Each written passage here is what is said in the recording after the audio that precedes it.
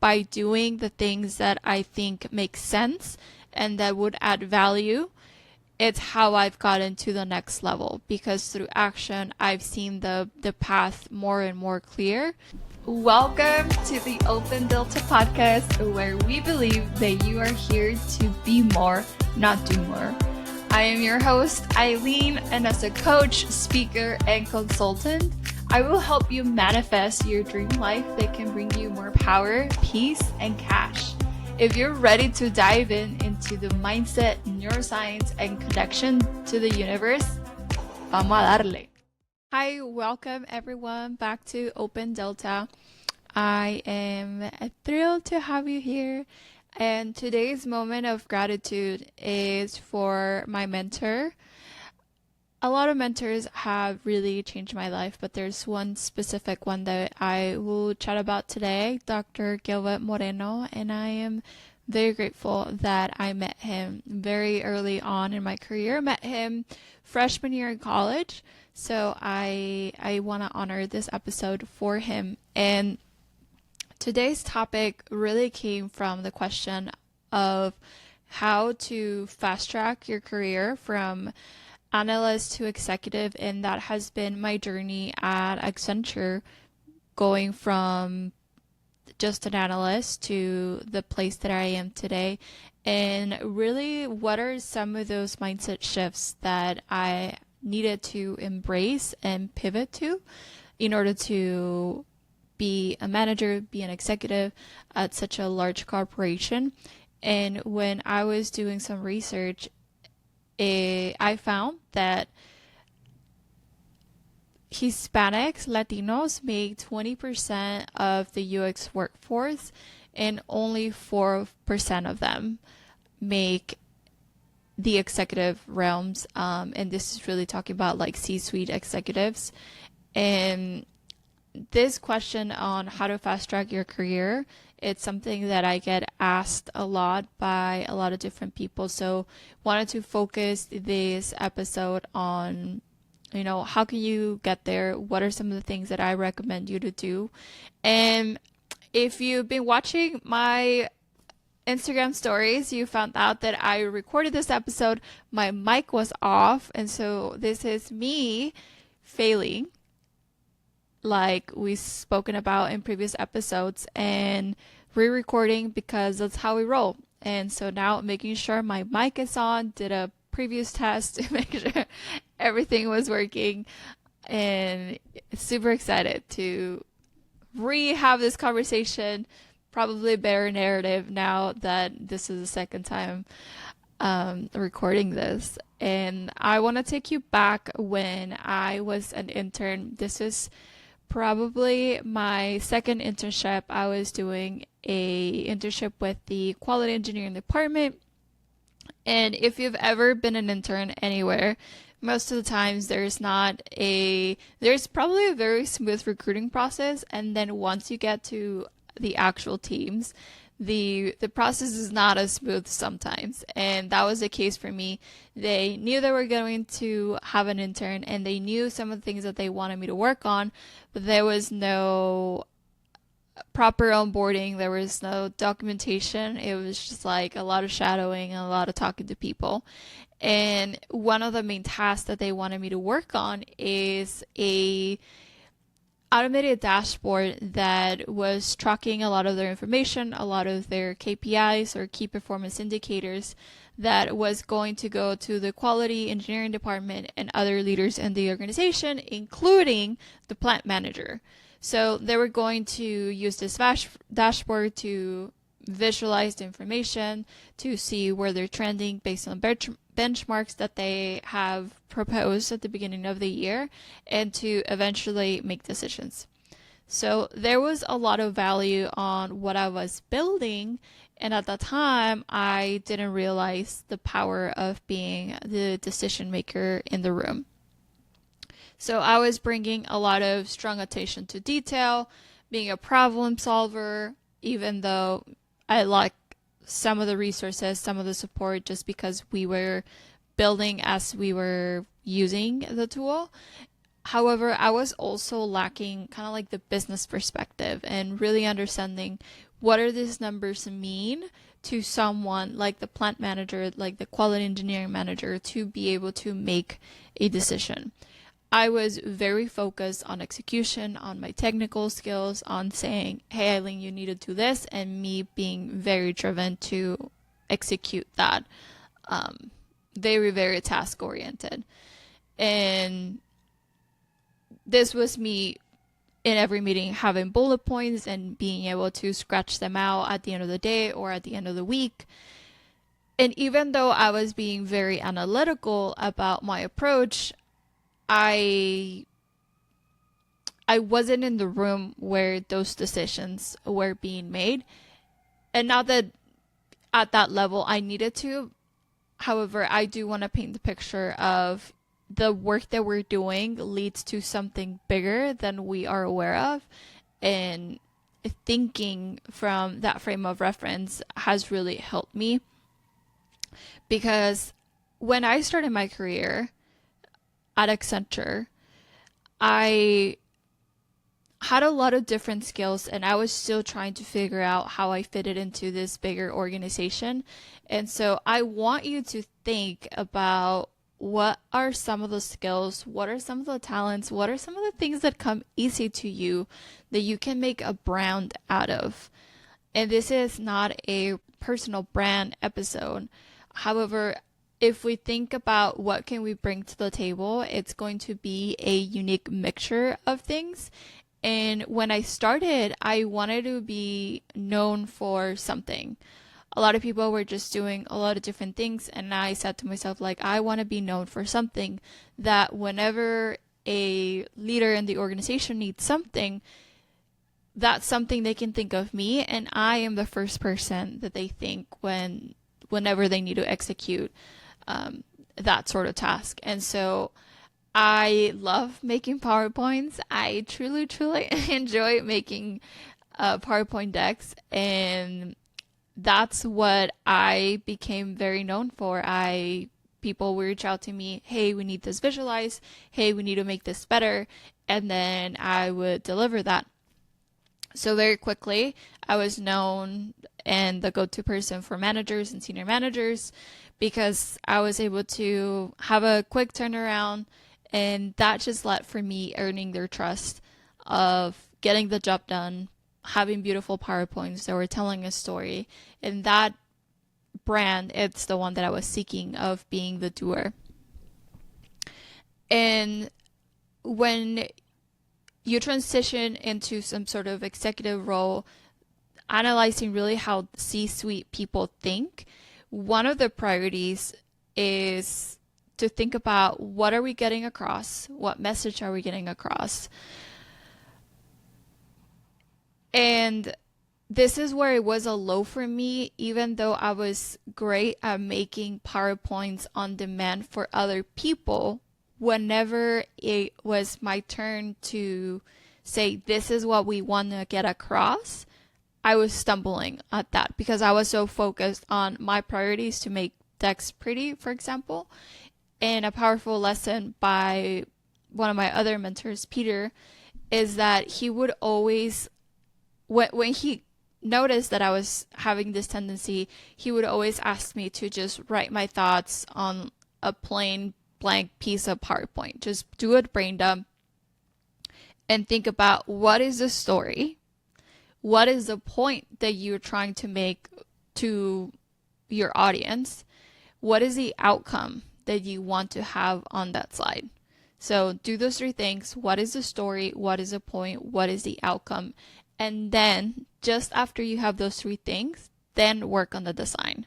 When you are working with C-suite level people, executives, content is way more important than the design, because they care about the data points, they care about the outcome, they care about risk, they care about mitigating that risk. So if you have a pretty slide, that's super cool, but if it's not telling a story, it's not very meaningful to them. So I think that the biggest constructs that I want to paint is that C-suite executives are very strategic, big picture thinking. I honestly very much think of Rocky when I'm thinking about those people, because they have the ability to influence and inspire others across different functions and departments, and they have that 3,000 level view. And when I start as an analyst, and that's where a lot of us start, it's very task oriented. And so transitioning from task oriented to how does this fit into the greater agenda, it's something that as you continue transition into your career, you need to, with every step, be elevating what's the impact and what is the overview of what you're doing and how that is contributing to the bigger agenda. And another story that I want to bring up is the one where I cheated. I had this mentor, Dr. Gilbert Moreno, and when I signed my job offer, we would have consistent meetups, and it usually was at the Village Inn by UTEP for any of my people in El Paso. And we were done with our food, and he told me to get a notebook out. And this is after, like I said, I signed my offer, and I was in that transition period between graduating and actually starting my job. And he told me a story about one of his other mentees. He was a high performer at NASA. He had big ambitions, big aspiration, and wanted to do more things within the NASA organization. And it was because of his manager that essentially his growth was capped. And this happened because, this individual was networking, was reaching out to other teams, was getting involved with all sorts of different things. And his manager kept denying any transfer, kept blocking any growth because he didn't want to lose him as part of his team. So what my mentor was trying to illustrate for me is that he wanted to make sure that I wasn't pigeonholed in any specific situation if I didn't want that. And the way to manage that he was recommending me to approach any situation like that was to specifically look at how performance review is assessed, evaluated, analyzed at whatever organization I was part of. So his ask to protect me was to find out how that review process was handled, when and like what times of the year they reviewed all of the performance, and to figure out, one, what are they measuring? Two, what is valuable in the business? What are the tools and processes that they use to make such assessments? And very important, back to the first story, who are the decision makers? And every organization will be a little bit different, but all of them are tracking something. All of them have business goals. All of them are interested in revenue generating activities. So understanding what those are and aligning yourself to those, plus understanding who are the decision makers on whether you want a promotion, whether you want to raise, whether you want to transition from one team to the innovation team. All of those are things in order to understand how can you make your case for whatever that change that you're looking for. And I was super, I don't want to say aggressive, but a little bit very intentional on figuring that out very early on. And a lot of people were surprised that I was asking all these questions because I was an analyst with, like a couple weeks old in the organization, and they were always surprised that I was asking those questions because from their experience, those questions are asked very later on in the year, which, just following the advice from a mentor, like I gotta figure out how the process works. And as potentially in other organizations, that process is always changing. Reorgs are changing constantly, so the decision making might be shifting. However, that is important that is why your network is important, because what might be a decision maker now, it in a year or two, maybe it's a different person. And what if you have a really good relationship with them to also understand, what are their priorities now that they're the new leader of an organization, going attention. But when I started one of my most important projects in my starting my career, I only started as a 3-month analyst. They needed help with some spreadsheets, analyze some data, put some documentation together, and I treated it as if that was my top priority. And even though it wasn't 3 months, I wasn't distracted to find the next best thing. And those 3 months passed, and they kept me around, and they kept extending me because of my attitude, because I was asking the right questions, and because I was very engaged. So my role slowly started changing a lot over the next couple of months those months turned into years. And I just kept adding skills to my plate. In addition to the spreadsheets, I was learning the technology, I was learning about the processes, or maybe the lack thereof, and I was learning about the client, what their business goals were, how we fit. Accenture is usually a contractor to all these firms that we work with. So like, how did the Accenture team fit into their bigger agenda, their personalities, and ultimately what are they trying to achieve with the project, why they engaged us, the technology, all of that.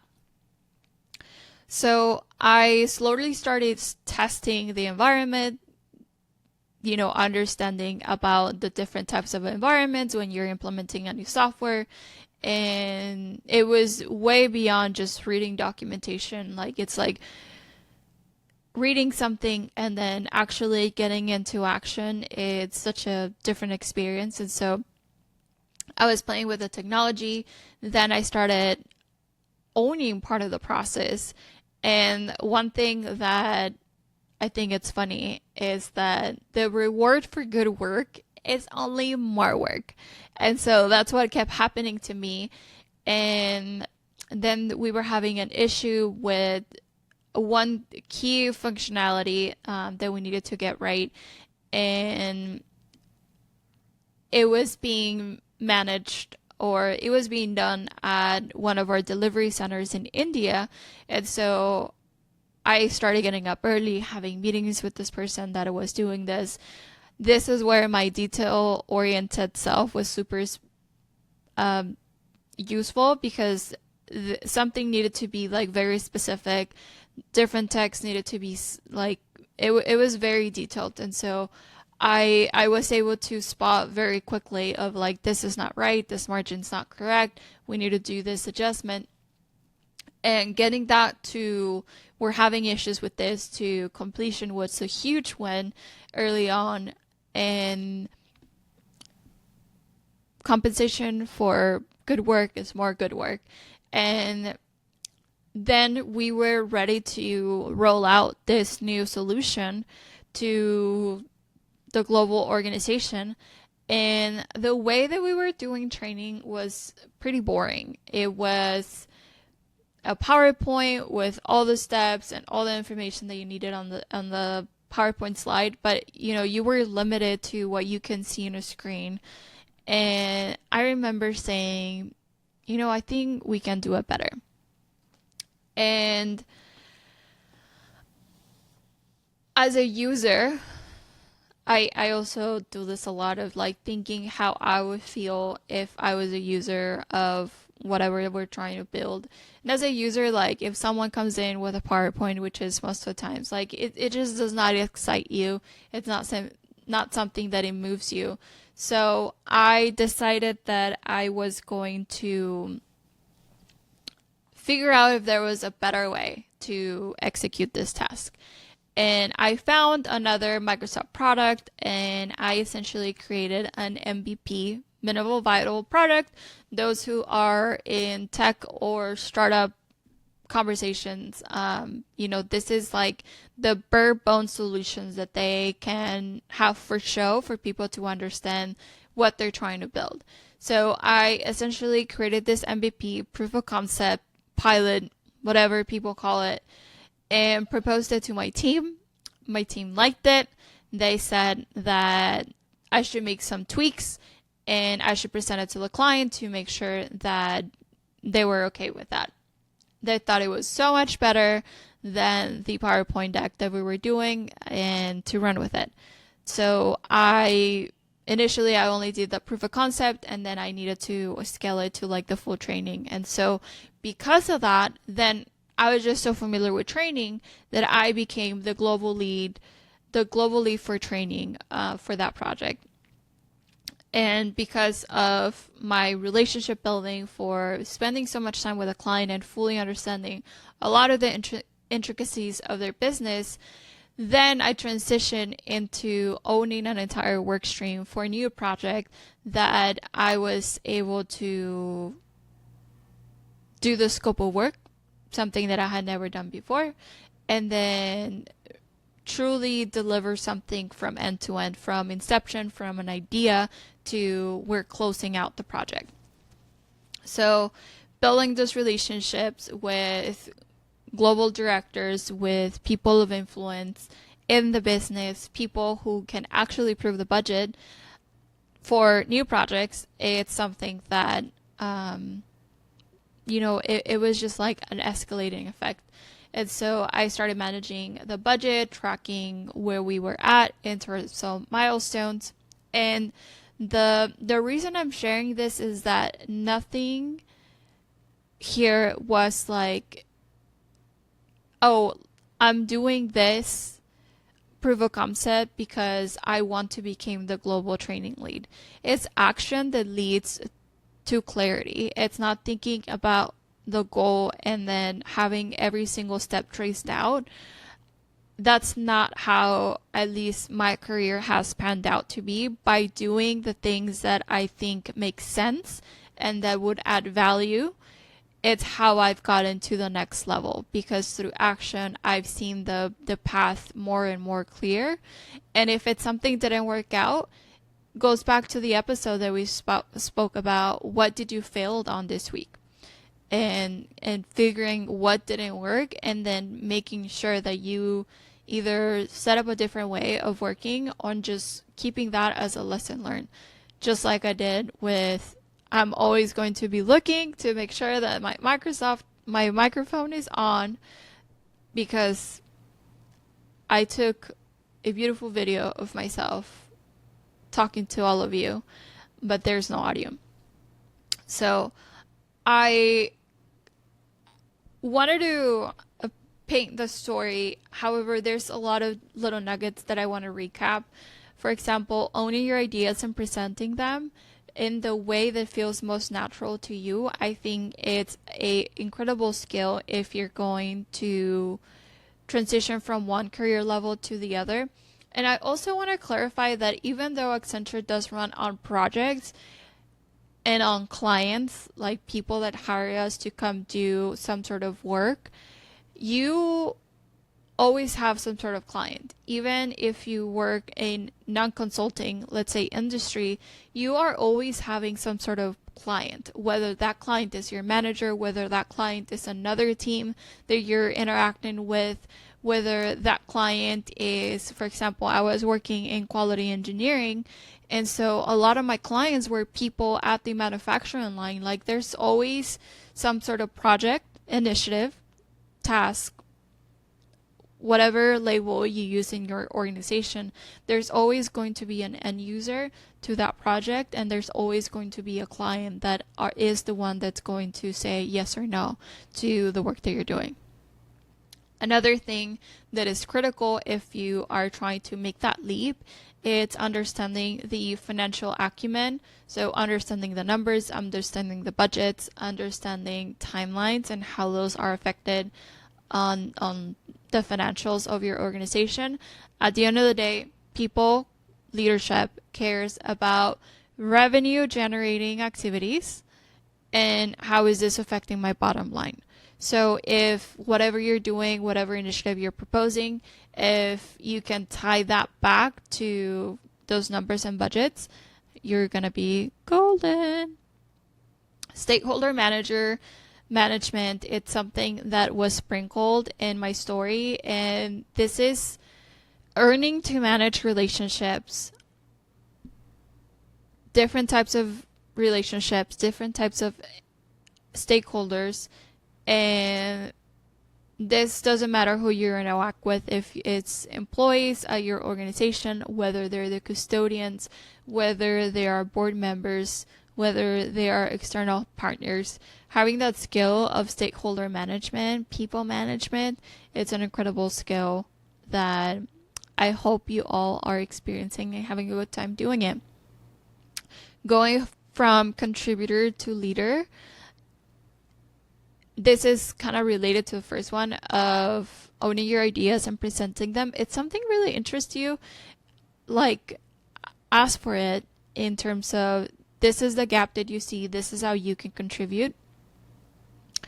And then another one that I really didn't touch on when I was the owner of that new work stream was managing the issues, and that is related to crisis management and adapting to the changing needs, changing priorities, and pivoting quickly to make sure that the project stays on track to what was promised. However, my favorite thing out of that whole journey of keeping my progression with my team was when I left that engagement, when I left that project, I left them with essentially everything that my team and myself were doing. Created templates, created documentation step by step, so if they wanted to go back and say, hey, how did I do this, they could go and reference that information. I essentially created templates, that way they would put 2-3 information in the spreadsheet, and then it will spit out exactly what they needed to put into their system and make their lives easier. And then I think them interacting with everything that I built and doing it themselves and seeing just their satisfaction with that was one of my favorite things, because at the end of the day, these people were like family. Like, I worked with them for almost 4 years, and knowing that the work that I did, that my team did, not only we achieved what we said we were going to achieve, they were seen differently in a good way internally within their organizations. Because when you hire someone else to do X job, at the end of the day, it's also kind of a reflection on you, because you chose that vendor for a specific reason. Like, whenever, let's say I want to clean my windows, like, they are probably thousands of people that can do that job, but why did I choose that specific vendor, and being happy with the results or not, it's part of, like, I'm part of that process with them. So my work impacting their lives and their career progressions and developing a relationship that overextends our work relationship, helping them get to wherever they wanted to get, was a very rewarding experience. Seeing the growth in others through the work that I'm doing is extremely satisfying and fulfilling, and I think that is one of the main reasons that I love coaching, because seeing the transformation, it's something that I love experiencing. It's a gift from being around beautiful people. So today I am going to ask you to schedule a strategic date with yourself, with a mentor, with your best friend, with a coworker, with someone. If you want to DM me or send me a text, like, do that. Someone that can review that what you're doing right now, A, is fitting your bigger career goals, and then B, that it's fulfilling. And if it's not fulfilling, then have that brainstorm session with them as to like what are the things that you need to do to feel fulfilled in what you're doing. Because developing the habit of questioning how each activity contributes to the bigger picture, it's something that it's a great thing to do, especially if you're new. I think that's when you have the best opportunity to do that. If you're new to a team, if you're new to a project, if you're new to exposed to something, that is a perfect opportunity when they're telling you, this is how it's done, this is how we do it. If it doesn't make sense, or if you have like, what if this, like, ask that question, because a lot of the times some of these organizations and processes have been in place for years or months and nobody seems to care to change them until you ask that question. Building a personal board of directors is the thought process of surrounding yourselves with mentors, of peers who think like the person that you want to be. If your intention is to be a sweet leader, a executive, get that next promotion, surround yourself with those people. And if you are like, Aileen, if I want to be, let's say, a CTO, but I don't know any CTOs, go to LinkedIn and see kind of what career trajectory people have had into the CTO, and you'll find a lot of different options. People have a lot of different ways that they have been managed their career, and reaching out to, let's say you feel intimidated reaching out to someone like a CTO. Well, what about a director of some sorts that you can get an informational? And go back to episode 4, and I asked Rocky some questions about those genuine connections that he's had from informational interviews. And maybe down the line, that director that you met with, it's a CTO, it's a senior VP. And I think just surrounding yourself with people that are doing things that excite you or that interest you, curiosity, it's your best friend. And one of the other things that I want to share is that always when there is a problem, come with a solution. For example, if someone comes up to me and say, Aileen, I have this issue, my first question is, okay, do you want to vent about it or do you want me to help brainstorm?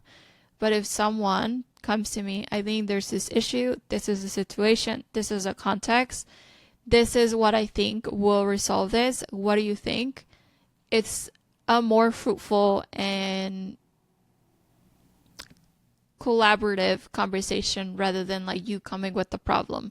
There's going to be situations that you're in the heat of the moment and you just talk about it out loud, and those moments are absolutely valid. However, I do think it's, if you want to be seen as a trusted contributor, trusted person that can solve problems, is if you see a problem, always come with a solution. That's going to help your personal brand and make you stand out. Not a lot of people do that. And then this will be a muscle that you will develop. And I want you to ask yourself, what would this person need from me in this situation? And this is what I call mind reads. And this is really to develop trust and further connection with your leadership, because if you know that this person all the time, they're always asking for this particular item, or they're always asking about this type of questions, by you coming into the conversation with what you wanted to bring to the table and those questions already answered, that made a lot of people happy, because you already know what their expectations are. You already kind of know what the range of things that they want to know. If you bring those to the table, oh my God, they are going to absolutely love you. Ownership, it's very, I think, obvious, but not a lot of people do it. And this is the thought process of beginning to approach your role wherever you are. And let's say you want to get your next promotion. What decisions would that next level do or say or think about? How would you influence outcomes if you were in charge, and really driving conversation as you were in charge? And the easiest way that I can think on how to put it is act as if. So if you want that next promotion, act as if you already have it, because once you start operating at that level that you want to get to, you leave no room for questioning that you should be at that level, or that you deserve that promotion, that you deserve that raise. So act as if you're trying to make that jump. And then the last thing here that I'll mention is to consider hiring or finding a mentor, like executive coaching, having a mentor who's already an executive or a couple levels above you, to help you, to guide you through that transformation. Many development programs are available through corporate settings that you can tap into. The important matter is that you gotta go find it, you gotta go ask for it. But I've seen a lot of instances where executive coaching is offered, whether one-on-one or in group coaching. And I think it's an incredible tool if you are trying to transition from whatever level you are to a more C-suite or executive level mind thinking. And today's quote, it's from the Diary of CEO, Stephen Bartlett, who is one of my favorite speakers, thought leaders, podcasters.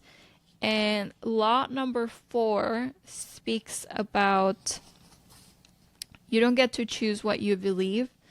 And the things that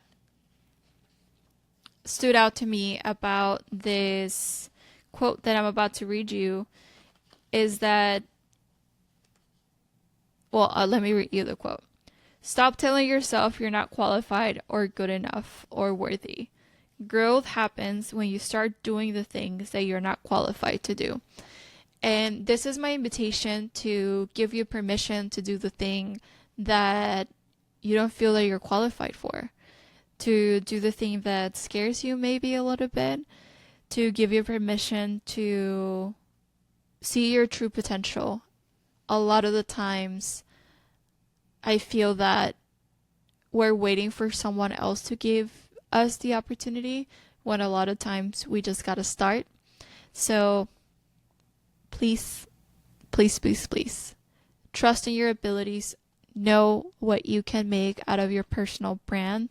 Stop telling yourself you're not qualified, good enough, or worthy, because you are so worthy. And I am excited to hear about your next promotion, your next race, your next role, and let me know what you think. Let me know if you want me to bring executives into the room, into the conversation, so you can learn from them. And I'll see you on the next one. Bye.